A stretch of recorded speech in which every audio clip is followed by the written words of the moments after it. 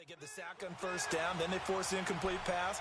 Now they're just a play away from getting the football right back, but it's a big play. They've got to hold up.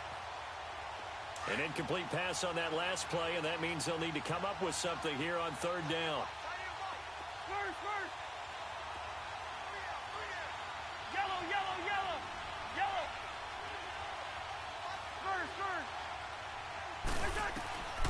Cousins to throw it. Looking for Diggs, and it's intercepted. Picked off Byron Jones. And he's able to take this one back to the 36-yard line. Well, they didn't exactly show patience there, did they? Just down a score, they come out firing right away and compound things by throwing an interception. They put their defense in a really tough spot. Following the interception, here's Prescott. Now he's going to throw it deep to the other side of the field. And that one falls incomplete. Looked like he might have had position there, but he couldn't hold on at second down. The positioning here is key. As a defensive back, you're taught 99% of the time, make a play on the football. But in this case, making a play on the man was all the difference. That's what forced the incompletion. They play fake to Elliott. Now Prescott looking deep in the direction of... And it's intercepted at the goal line. Picked off by the former first-rounder Trey Waynes. And a big turnover there as his guys will get the football back. Cousins and the Vikings with a 1st and 10 at their own 20-yard line. Following the interception, Cousins flushed out right. And he'll be hit as he releases it, and that'll fall incomplete. They're bringing a lot of pressure here already in the first quarter. Already sacked him once. Now they get in there and knock another one away. You think maybe that Tucker rule being gone makes defenses a lot bolder? Yes, indeed. That time, lucky that the arm was going forward. Incomplete pass. Again from the 20 after the incompletion. Here's 2nd and 10.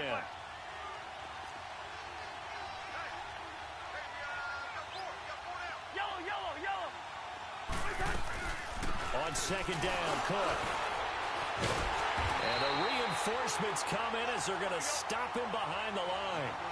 He lost 2 there, and it's 3rd down.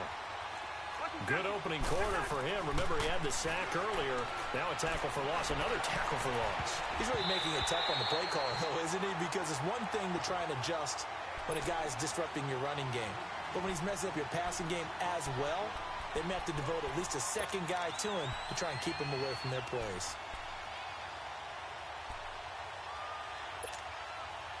Now look at this, 4th and 12, and they're going to line up to go for it.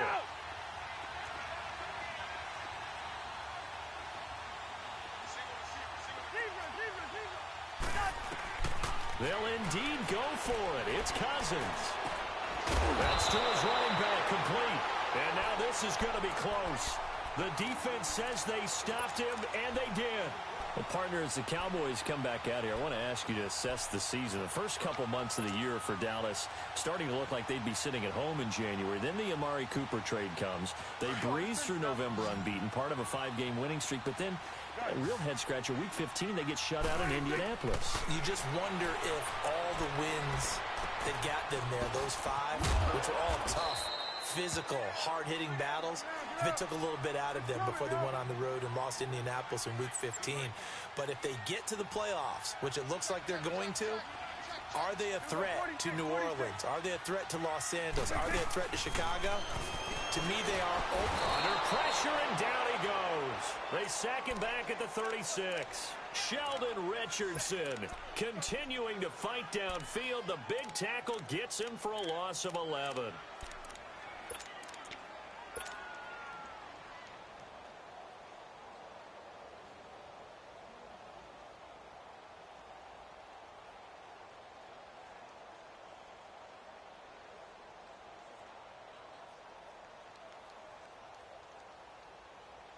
They'll need a big play here. Will Dak and the Cowboys after the sack. It's 3rd and long. And now the Vikings are going to stop it here on defense with a timeout. They'll have 2 remaining as we step aside here in this first quarter.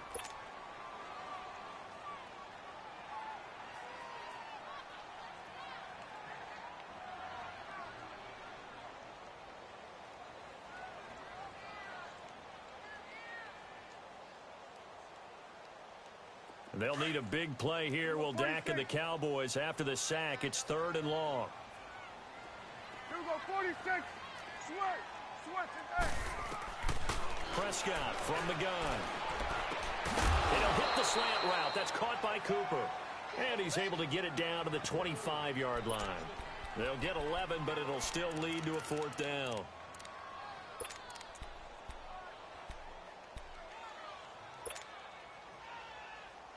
Dak and the offense still out there. They are going to go for it. 46. Prescott to throw on 4th. He's going to find his man. That's Tavon Austin. And they'll work it inside the 15-yard line before it's all said and done.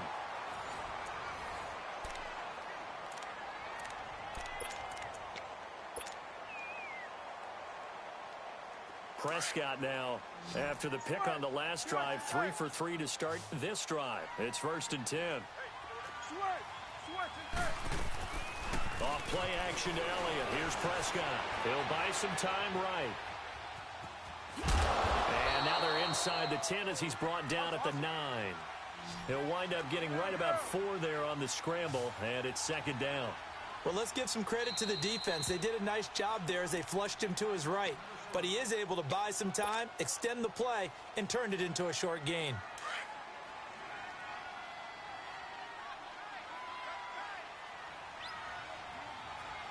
Here you go. Under.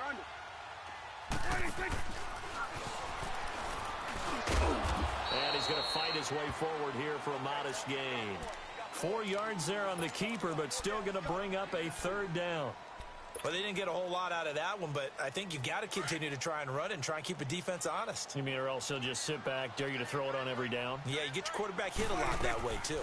Trying a little razzle-dazzle on 3rd and short. And he won't have the touchdown, but he will have the 1st down as he's tackled at the 2. And they got 3 yards. That's enough. A conversion, and now it's 1st and goal.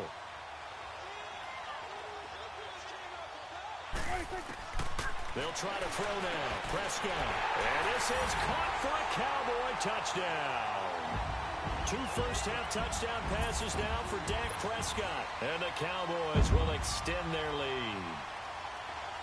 Sometimes those tight ends are a mismatch. They found the mismatch there. And that's exactly why you want to drop those types of plays, because coverage is just going to go to the natural guys, the guys that make the big plays on the outside. But if you work your tight end into it, that's a tough one for a defense to handle. Tough. They couldn't handle it. It worked out for 6. This is taken about 7 yards deep.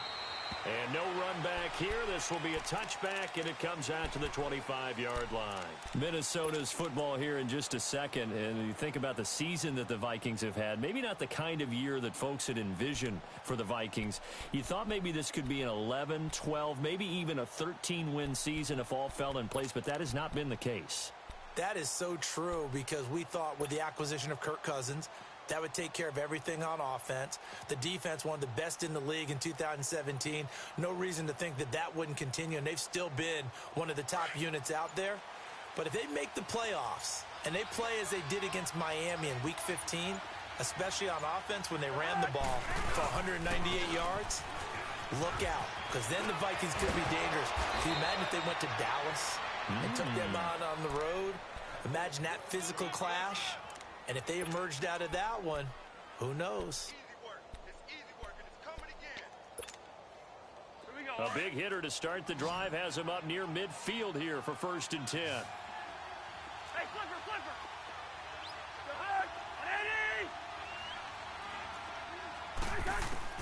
On 1st and 10, Cousins escaping the pressure right.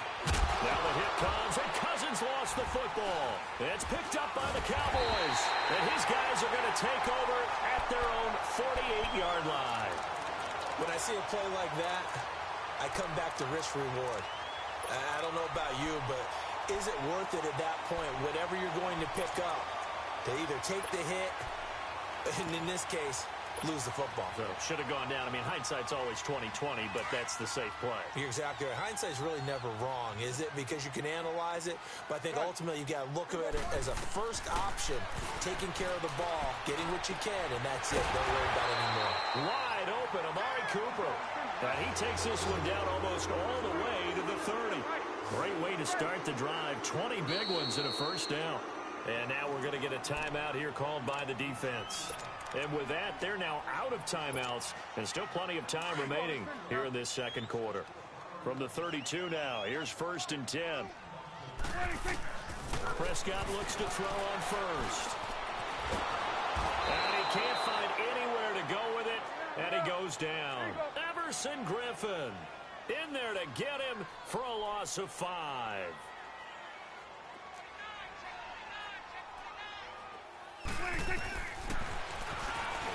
Stepping up, he'll try and run. And avoids the contact by sliding. A sizable gain there, 9 yards as they get it back to a 3rd and 5. And that looked like some pretty easy yardage there right up the gut. And he's a guy that has some height to him. So when you don't have to drop a shoulder or create or get through contact or trash, makes it a lot easier to stay upright, see the field, and make a run as we just saw there. 8 yards there on a first down.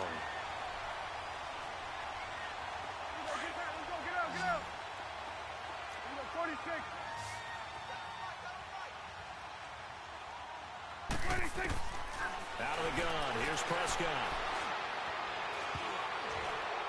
And that'll be incomplete.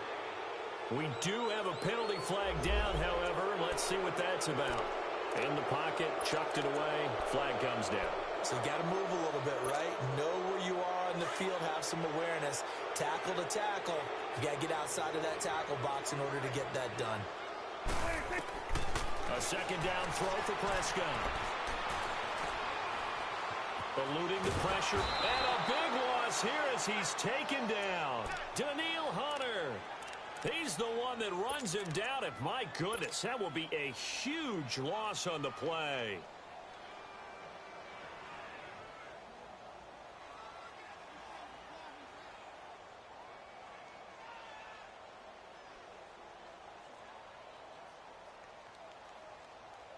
Need something from deep in the bag of tricks here after 1st and 2nd down went backwards. It's 3rd and very long.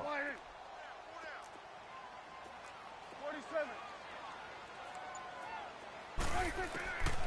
From the shotgun, it's Prescott. Now he's going to throw it back deep over the middle. That's caught inside the 20. And he's able to get it to the edge of the red zone at the 20-yard line.